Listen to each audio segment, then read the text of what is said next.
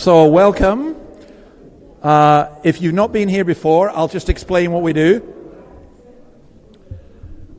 My name's David, and what I'm going to do in a minute is we're going to talk about something from the Bible, and then we're going to discuss it, and then we're going to have questions.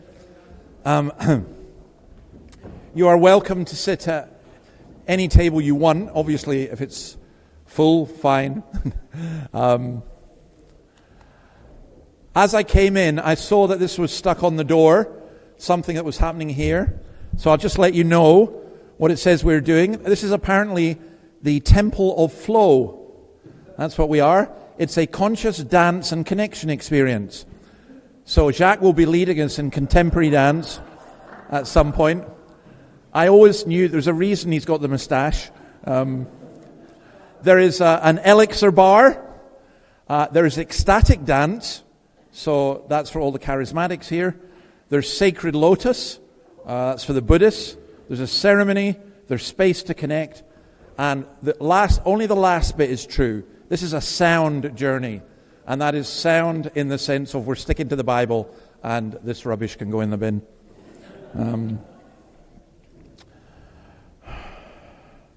So we are going to look at the whole issue of what is this word justification, and we're going to be talking about redemption. And you'll see that is Mr. Marley. I want you just to pray. I want to play just a little bit of this song, because I want you to get an idea of what we're going to be talking about. So let's see if we can get him.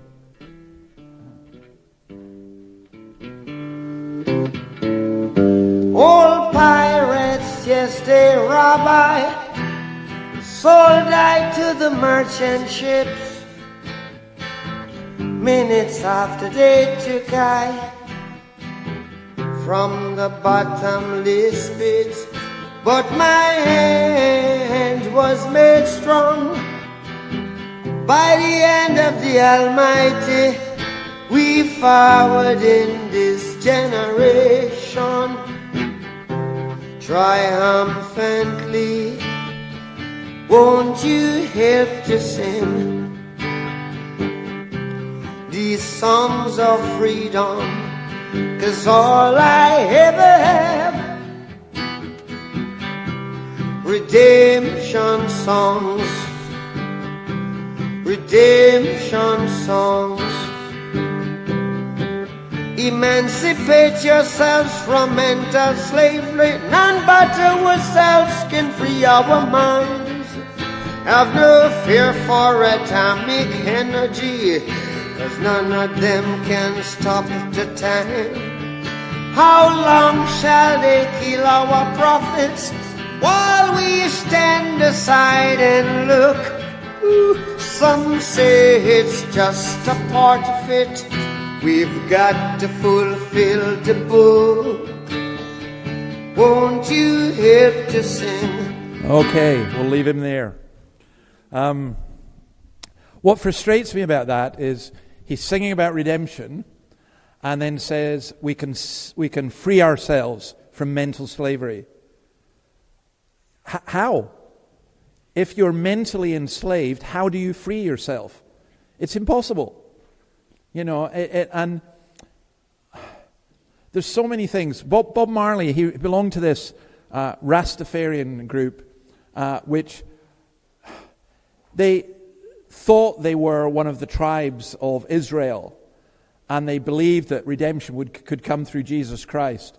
But their prophet was the Emperor Haile Selassie of Ethiopia. So I think we're going to look at redemption, and we're going to look at how we get freed. But I thought we're going to look at what I consider, and what someone has said, and I agree with this, that it's the most important paragraph ever written in human history. And I thought I'd mention some of the books. These are the books that have been most sold. Number one is, of course, the Bible. And then number two is the quotations from Chairman Mao Zedong. By the way, I'm going to ask you, put your hand up. How many of you read the Bible, or at least part of it? Right? Okay, that's most. How many of you have read any of the quotations of Mao Zedong's little red book? Oh, there's a few of us. Good comrades. Well done. The Quran. How many have actually read anything from the Quran? Yeah, some of us, good. This one surprised me. Don Quixote, estimated 500 million copies. Anyone read Don Quixote? Yeah, Jacques has, Annabelle has. Oh, Cedric as well. You guys are really sophisticated. Speaking of sophistication, Harry Potter. How many of you read Harry Potter? Do you know this? I knew Callum would have. And Renee, I thought you would have as well. And Alison has to because she's a teacher. So, this is one of my favorites apart from the Bible. A Tale of Two Cities by Charles Dickens. Who's got that one?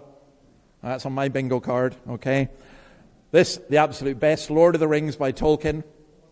Yeah. So, the world is divided into two groups of people, those who've read Lord of the Rings and those who are going to read it. So catch up. The Hobbit by Tolkien. Yeah. And Then There Were None by Agatha Christie. Yeah. And The Lion, the Witch and the Wardrobe by C.S. Lewis. Yeah, good. Great. So I got 9 out of 10. If anyone got 10 out of 10, you're very welcome. Right. But the reason I did that, you look at all these things, but this paragraph we're going to look at. Now, I started off preparing the whole paragraph, and I couldn't do it, not in the time we've got. And I think this is so important for us to get, and I'm really kind of excited about it, because if I had to say what Christianity was, it is this. And it's, I think, Paul's explained to the Romans already. We're doing this thing, the Romans Road. And he's explained that Jew and Gentile, that all human beings are guilty before God and no one is declared righteous. But now, how do we get that? And this is chronologically how he lists it. First of all, he says, apart from the law, the righteousness of God has been made known, to which the law and the prophets testify. Now, what's he saying? He's going back to verses 1 to 17 of Romans chapter 1, and he's saying this. It's new, but it's revealed in the Old Testament. It's a fulfillment of the Old Testament. So, the righteousness of God has been made known, to which the law and the prophets testify. A big mistake that people make about Christianity is this. They say, God tried plan A, and plan A didn't work. That was the Old Testament. So he then went to plan B. But God's plan was in the Old Testament. It's not plan A and plan B. It's the same plan. And it's the revelation of God. Hebrews 1:1, in the past God spoke to our ancestors through the prophets at many times and in various ways, but in these last days he has spoken to us by his Son, whom he appointed heir of all things, and through whom also he made the universe. The Son is the radiance of God's glory and the exact representation of his being, sustaining all things by his powerful word. The Old Testament points forward to Christ. It is really, really important to grasp that. He says it's being made known. This righteousness has been made known. And really, it ultimately is known. The righteousness of God is known through the death of Christ. And then verse 22, this righteousness is given through faith in Jesus Christ to all who believe. There is no difference between Jew and Gentile. It's faith in Jesus Christ, or the faith of Jesus Christ. It could be both. Romans 9:30 says this, what then shall we say? That the Gentiles who did not pursue righteousness have obtained it, a righteousness that is by faith. But the people of Israel who pursued the law as the way of righteousness have not attained their goal. Why not? Because they pursued it not by faith, but as it were by works. They stumbled over the stumbling stone. And notice he says, all who believe. There are not two ways of salvation. There's not a way for the Jews as the law keepers and another for the Gentiles. You can't be right with God by the law. And that's so important because Paul is the ultimate law keeper, or he was. He was perfect almost. You could say, at least in the terms of how he thought about things. And the way I would explain it is this. Imagine you've grown up in the church, you've gone to Sunday school, you've done catechism, you go to 2 services every Sunday, you go to a prayer meeting, you read your Bible every day, and you're still struggling with the fact that you haven't come to faith in Jesus Christ. And you are struggling and struggling and struggling. And then Joe Bloggs walks in off the street, or Josephine Bloggs walks in off the street. Never been in church. Never read the Bible. Catechism, that's an utterly meaningless word. Here's the gospel, says, that's what I want. I believe in Jesus Christ. They are saved. The person who's been going to church all the time isn't. And some people say, well, that's kind of not fair. But actually, yes, it is fair. Because the same salvation is offered to the religious person as it is offered to the non-religious person. And that's one of the most exciting things about the gospel for me. So, Jacques and I visited a home this afternoon. Lovely, lovely people. Not a clue about the gospel. Can they be saved? Oh yeah, well, they'll need to come to church for a long time, and they'll need to be, we'll need to teach them lots of stuff and everything. And all of that's, I think, true, except this. They could hear about Jesus, and I've seen it. It's not very often I've seen it, but I have seen it. I've seen people walk in who've never been in a church, hear the gospel, and say, that's what I want.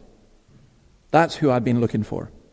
And that's what he says here. It's by faith in Jesus Christ to all who believe. So it's not saying, if you do this, and if you do this, and if you do this, then you'll be saved. It's saying, if you believe in Jesus Christ, then this. There's a reason, for all have sinned and fall short of the glory of God. This is a righteousness that's needed by all. He's saying there's no difference between Jew and Gentile. We're all lumped together. We talked about this. It's funny how we've talked about this several times. There's one, you'll notice in Romans, there's doctrines that keep coming up, and this is one of them, the doctrine of original sin. And the first time we talked about it in here, for some people that was quite difficult. How can every child be born with sin? Well, do they catch it? Do they get it from somewhere else? The doctrine of original sin is tied in here, and G.K. Chesterton, the great Roman Catholic writer, said that it's the one absolutely empirical proof of Christianity. And this thing, we all fall short of God's glory. I put a picture up there of some people looking exhausted. I'm just assuming they haven't made the finishing line. I'll tell this story at my own expense. Believe it or not, I once used to be very slim, and I used to run, and I liked running long distances. 5,000 meters was my favorite race. But I was entered into an 800-meter race for the school, and my trainer, I actually had a trainer. It was in the Highland Championships in Scotland in a place called Dingwall. And there's if you imagine that you have this 400-meter track, and then the big school overlooking it, and all the school and all my fellow pupils and pupils gathered from all over the Highlands are gathered there to watch. And my trainer said to me, David, this is not your distance. He said, that guy there is going to sprint off at the beginning and he will win, but you will come second if you do what I tell you. And I said, okay, what do you want me to do? He said, don't rush after him. Don't race after him. Just do your normal stuff, and insofar as you can sprint, which is not great, do that at the end and you'll come second. So anyway, I said, yeah, I'll do it. So we're all lined up. Gun goes. The guy who was going to win it sprinted off at full pace. I thought, oh, stuff this. I'm not going to let him get away from me. So I ran, and boy, I ran the fastest 400 meters I've ever run, and I ran the fastest 700 meters I've ever run. But at 700 meters, I collapsed, and that was me. I didn't finish the race, and in front of all my mates. It was so humiliating. I never ran again, and that's why I'm now so slight. No, I got married, and Annabelle has just fed me the most wonderful food. Honestly, I was slim till I got married. You should see our wedding photos, But the point about it is this. It doesn't matter how close you get if you fall short. If you're jumping across a chasm, it doesn't matter if you get quarter of the way or half the way or 3/4 of the way, you fall short. And that's what's being said here. No matter how you try, you're always going to fall short of what? Of the glory of God. We're made in God's image. We're made to share in His glory. And yet, Isaiah 43:7, God says this, everyone who's called by my name, whom I created for my glory, whom I formed and made. We're created for the glory of God. But the verb that's used here is a continuous one. It's not that we fell in the past. It's we continually to fall short of the glory of God. Bishop Handley Moule, I love this quote. He says, the prostitute, the liar, the murderer are short of God's glory. But so are you. Perhaps they stand at the bottom of a mine and you are on the crest of an Alp, but you are as little able to touch the stars as they. And that's the image. You're on top of a mountain or you're down in the valley, you ain't touching the stars. And when it comes to the glory of God, no matter how good you are, no matter how righteous you may consider yourself to be, you fall short of the glory of God. God who said, let light shine out of darkness, made his light shine in our hearts to give us the light of the knowledge of God's glory displayed in the face of Christ. We may have, how will I describe this? A perception of beauty which enables us to think we're okay. And then you stand beside someone who's really handsome or really beautiful or whatever. I do like, as you know, going down to the Newcastle Ocean Baths. I haven't been for a while. One of the things I don't like is all the guys who come from the gym with ripped muscles and everything else. And I just, because you thought you were okay until you stood beside them. That's the kind of argument that's being made here. And then this, the redemption. And all are justified freely by his grace through the redemption that came by Jesus Christ. So, there's religious work all the time. It's like doing an interview and wondering if you've made the grade, or you're sitting waiting for an exam result, or you're waiting in the MasterChef room. My dream, I could be in the MasterChef room on Australia. Well, Australian MasterChef doesn't count because it seems to me that nobody ever goes home, just goes on forever and ever. But you know what I mean. Or if you're in a court and you're waiting to hear if you are free. But the gospel is different. The gospel is God's declaration. And this idea of justification freely by grace. Let me just say what justification is. Question 33 in the Shorter Catechism. Justification is an act of God's free grace wherein he pardons all our sins and accepts us as righteous in his sight only for the righteousness of Christ imputed to us and received by faith alone. And the way I explain it is this, as I take off, it's getting warmer. By the time the summer comes, we will have air conditioning in here. But it's like you are dressed. Maybe you have to go somewhere. I won't tell this story because it's too embarrassing, but I was invited to a very posh dinner once. And let's say that I misunderstood the dress instructions. You're dressed in the wrong clothing. And we're standing before God, and it's like we're dressed in the wrong clothing. And no matter how much we change our clothes or swap with other people, it doesn't matter. We never get it right. And then Jesus comes and he says, hang on, give me your rags, and I'll give you my righteousness. And it's that exchange that occurs. Justification was a legal term used in courts, and here it's being used in the sense of the last day when the verdict is pronounced. It's not just forgiveness, even though it clearly includes forgiveness. It's he pardons all our sins. Now, here's the difference. And when I first learned this, it was to me beautiful. I hope you'll see it as beautiful. Forgiveness means the judge saying, you can go, you're forgiven. Justification means you can come. You've been made right. It's you're welcome into my presence, says God. You're welcome into my love. Forgiveness means you're not going to be punished. Justification means there's actually no reason to punish you. All the reason for punishing you is gone. And that's the difference. And by grace just simply means this. It means freely. The home we were in this afternoon, there's a lovely wee girl called Grace. And I said she had a beautiful name. And if I see the family again, I hope I will, I'm going to explain what grace means. Because it's such a wonderful idea. It's the initiative comes from God. It's free. It's the redemption that comes through Christ. It's something that's done on the cross. And that's where we're going to go next week. We're going to see how it is done on the cross. But those 4 things, it's a righteousness, I'll just quickly go back over them. It's a righteousness that's revealed. It's being made right with God, coming to absolutely everyone, because we all need it. We've all sinned and fallen short of the glory of God. And then this wonderful redemption is promised. Now, these are the questions.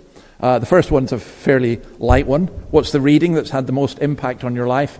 I'm going to ask you not to include the Bible, okay? Because like all kids in Sunday school, we all know that the Bible is the answer. Let's just put the Bible first. And apart from the Bible, that question should read. The second question is, what is revelation? The third question is, what is righteousness? And the fourth is, what is redemption? Because I've used these terms, and I just want to make sure you've got it. And if you've got all those, that's fine. You can talk about anything else you want, but come up with a question to ask. So, you got 20 minutes.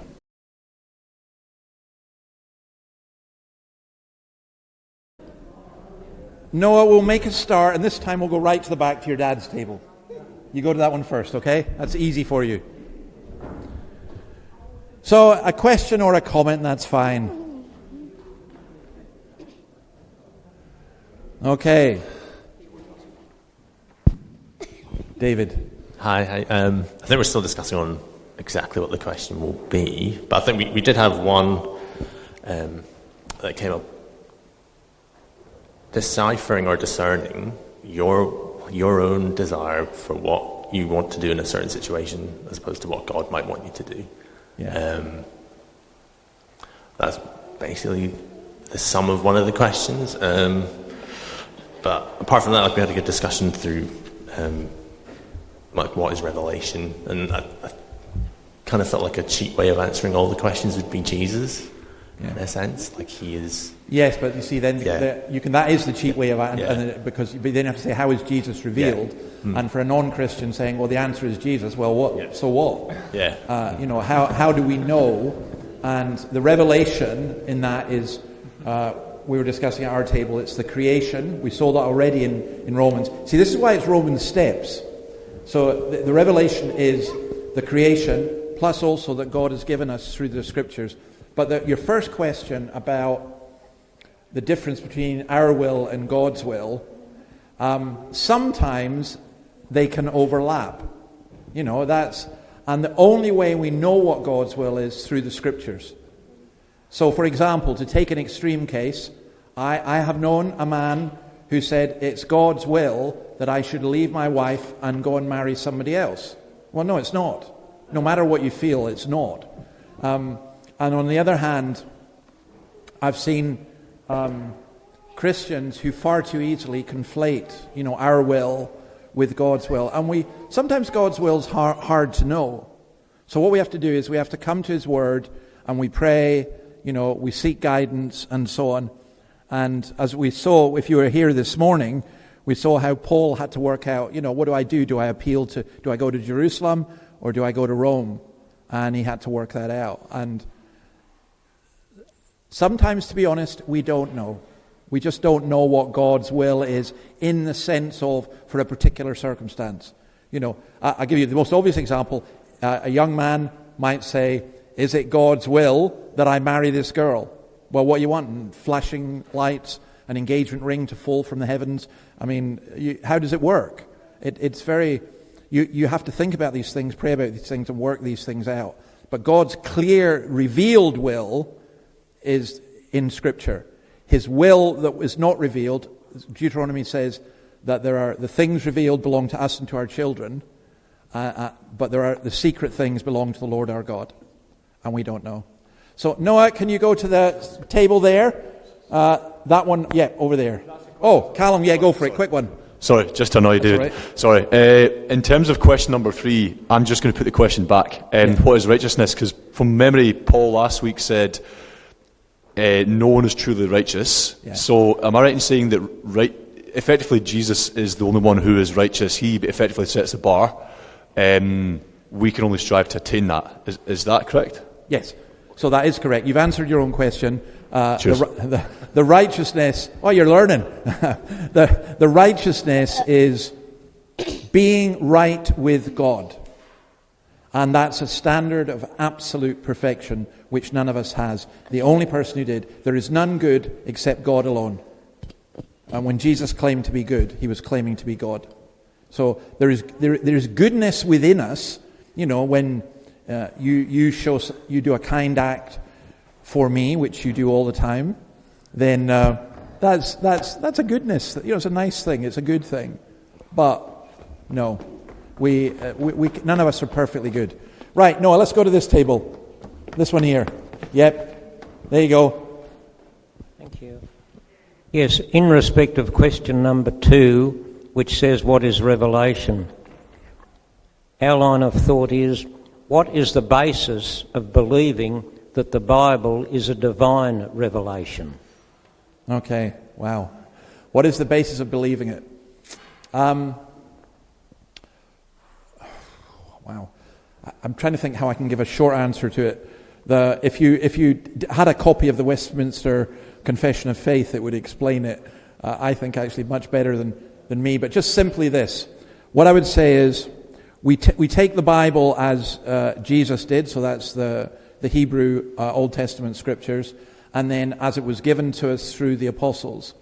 So the basis of believing that the scriptures are divine revelation is that they were inspired by the Holy Spirit, that they are truthful and accurate in everything that they assert. I would say that one of the things you should do as a non-Christian, you don't just accept that. What you do is you pray the prayer of the psalmist, open my eyes that I may see wonderful things in your law. So I would say the inward working of the Spirit, the inspiration of the Spirit, the testimony of the church over many, many, many centuries. These are all the reasons for believing that. And there are some other more minor ones, but that's where I would go. Noah, do you want to take to the middle table? Thank you. Yeah. Alex, you going for it? Oh, no. We wanted to ask this question. Is there any sin or sinner that God cannot forgive? You guys are on top form today. Is there any sin or sinner that God cannot forgive? Jesus said that the blasphemy against the Holy Spirit was the unforgivable sin. Now, what is that? For 2 years, I was once in agony because I thought I'd committed it. Ironically, the sign that you haven't committed it is that you're in agony about having committed it, because you wouldn't be bothered if you had. And I think generally people have understood that. The only sin that God does not forgive is when someone deliberately refuses the means of forgiveness and says, no, I'm going my own way. I'm not. And basically, that's what God says. He said, okay, you get your choice. You go your own way. But that means you stand before me in your own righteousness. So I would say the unforgivable sin is not to take on the righteousness of Christ, but to stand in your own righteousness. I would also say that there's enormous mercy in God, because it says God is patient, not wanting anyone to perish. So he keeps asking us. But at some point, that will stop. So I think the unforgivable sin is to continually reject Christ, so that on the day of judgment you're standing in your own filthy rags. That's as far as I would go. Apart from that, God forgives everything. Noah, can you go to this table here where Annabelle is? Who's going with it? Jan. Sorry, David, we don't really have a question. Okay, I think they've comment. all been covered. Have we got a comment? No. No comment, no question. Okay. That's all right. Yeah. Noah, I share your laughter. No. Right, let's go to this one here. I think we've got two questions, but the first one is about having been a Presbyterian for a long time. We're sort of, the denomination is known as, you're the lot of justification by faith. You know, we tend to, over the past years, have focused a lot on that. And I just wondered how come that happened. What's the history behind that? Okay. So I wouldn't say it's just Presbyterian. I would say basic Protestant teaching is justification by faith. So the Reformation The Catholic Church would teach that you needed faith in Jesus Christ, but they would also say you need your works as well. And basically, the Reformation was Martin Luther, so the Lutherans should teach this, and all biblical Christians should teach it, is Luther said, no, we're justified by faith alone. To be honest, there are a lot of Presbyterian churches where they've forgotten that, and they teach justification by works. And that's really sad. So I think the historical thing is, I think the gospel that Paul taught in Romans, and it was through Romans that Luther was converted, was rediscovered at the Reformation. It wasn't invented then, but it was rediscovered. And by the way, I've met Catholics who believe in justification by faith as well. So we have to be careful in that. But it's a good question. Thank you. What was your second one? Our second question is, in terms of justification, let's say a person is saved and a person is justified. What impact does this have on his or her life? What does it look like practically? And specifically, our question is, we agreed that we all still struggle with sin. So does that mean we're justified, or how does that work? Okay. Noah, you can bring the mic back because I think we're done with that. So thank you. I'll take it back here to me. Thank you. Very much. Thank you for your help. That's great.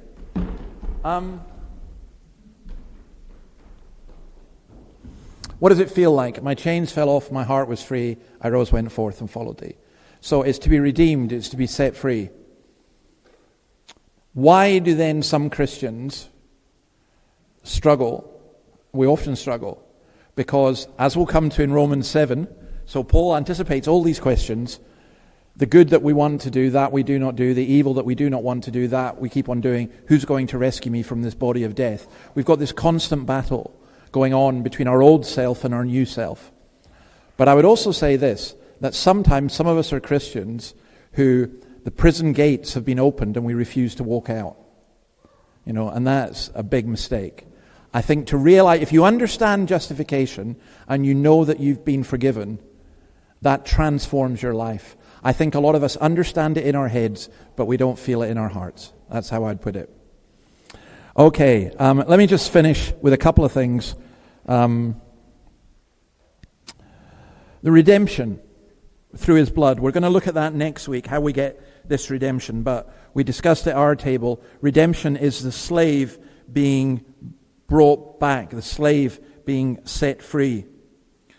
And it's interesting that Paul uses an ongoing thing that he says, we are being justified. And maybe that's partly an answer to your question, is we need to reflect on that a bit more. That, how are we justified? How does that work out? So I got some quotes about slavery I thought were helpful in this way. Frederick Douglass, the great African-American Christian who fought against slavery. I didn't know I was a slave until I found out I couldn't do the things I wanted. That is a very good way to discern slavery. It's not, we find that we're trapped. Harriet Tubman, I freed 1,000 slaves. I could have freed 1,000 more if only they knew they were slaves. Most people don't want redemption because they don't think they need it. You just don't. You don't think you need it. But every person who sins, says Jesus, is a slave to sin. And you may say the drug addict is a slave to their drug addiction. But we're all the same. We're all addicted. William Wilberforce, you may choose to look the other way, but you can never say again that you did not know. That's one of the great dangers, by the way, of coming to hear God's word. You can pretend, ignorance, but when you hear God's word, you've got to do something with it. And Toni Morrison, you want to fly, you've got to give up the thing that weighs you down. I kind of like that one. What's the thing that weighs you down? Well, in Hebrews, we're told the sin that entangles us and ties us down. That's what we've got to get rid of. And the only way we get rid of it is through Christ. And the gospel for me is not a formula.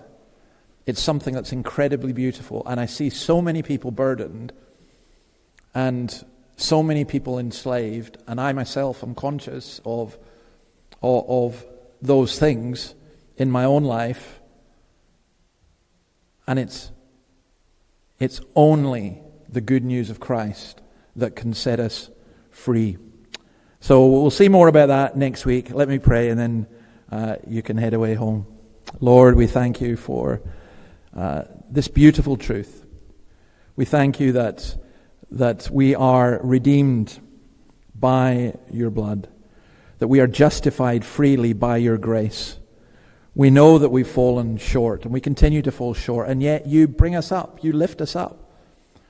We know that if we stood before you in our own righteousness, all our perfect works would be just like filthy rags to you, but instead what you do is so extraordinary. You give us your righteousness, and you've taken our sin. We bless you that we know this because it's been revealed in Christ. It's been revealed through your word.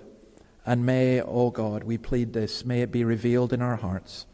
May we understand and know and accept and believe in your name. Amen.